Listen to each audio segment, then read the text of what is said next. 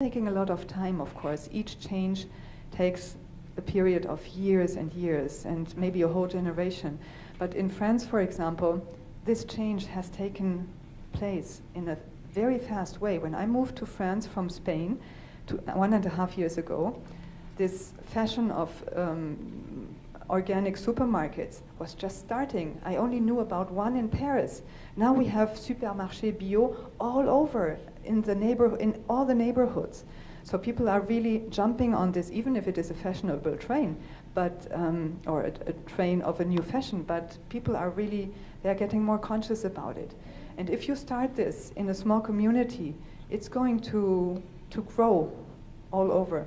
So schools, universities, scientists who talk about this, policymakers who rethink the system, because at the end, it's all about systemic change. We have to change the system somehow. Then we can change a whole generation. Then we can change or contribute to mitigation of climate change. And yeah, I think that was more or less the answer to your questions.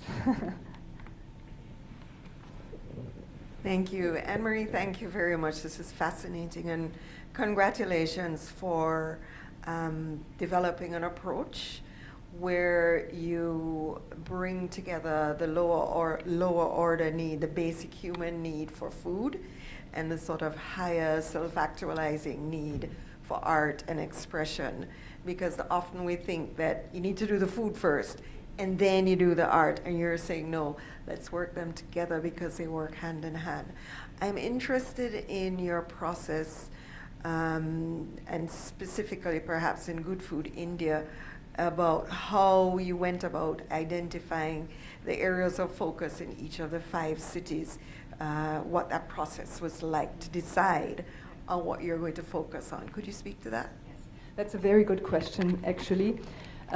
Because, of course, we come from outside. So we are based in Europe and in the United States, and our mission is not to be missionaries. We don't want to go into countries and work on subjects which the local people already know. They don't need us for this. We have our local collaborators. We have Lina Vincent Sunish. She is based in Goa. She's an art curator and writer. She's from Bangalore originally. And she has all those connections all over India because she's working specifically on the topic of art and health for a huge health company here in India. She is elaborating projects. So we have been discussing back and forth this subject since 2 years. It was always very abstract. We were growing the concept, and the list of artists and of collaborators was growing and growing and growing. And Lina, she just sent me an email yesterday night. She said, it's fantastic, it's so amazing. It was all on paper so far, and we were brainstorming back and forth, Skype meetings with bad internet connections, emails and new concepts, and suddenly everything is coming together. So she is selecting, she's proposing. She says, here is a scientist who would be interesting. Here's a community project. Here is a magazine, an arts magazine who works on this. Here is a farmer. Here's an artist who is also a farmer. There is a school. She put me in touch because the RD World School has also a school in Goa, and she knows the people. And she said, I will put you in touch with the people in Gurgaon. Maybe they're interested in something. So this came up like 2 weeks ago. So this was very spontaneous. And so we have our local experts here in India who tell us what the needs are, what the possibilities are, who are the people who could be interested in working with us. And it's an inclusive project. So we don't come as the international arts organization, but we really love to work. And that's what we also do in other countries, in Mexico, etc. We love to work with the local people. And for me, it's actually very, it's so satisfying because I see that in India, there's so much happening. There are amazing artists, contemporary artists, like really conceptual and socially engaged artists who come from a very practical background. They are farmers. They know how everything works. They are very critical. They are creating like water cleaning projects and garden projects and women community projects in order to support women. And I have been learning so much through elaborating this project in the last 1.5 years. And me coming from Germany, being based in Spain and France, and traveling a lot, and having this German educational background in a nice university. But you really need to be on the ground, and you need to see what is happening in the countries where we really have problems.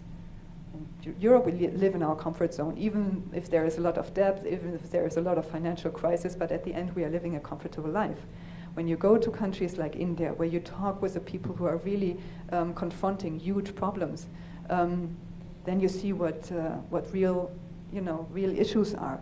And we want to move those things also into other countries. So concluding the project in India, we want to show it in Europe and in the United States in order to create a dialogue. So, well, maybe that was a very long answer, I'm sorry.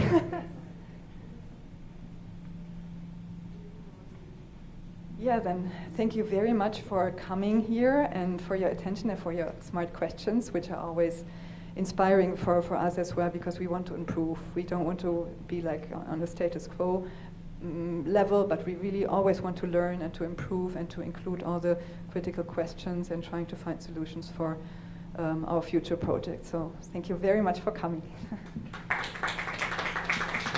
Thank you very much, ma'am. And I think your session was full of valuable knowledge with us. Thank you. Thank you. The next session here at after 15 minutes.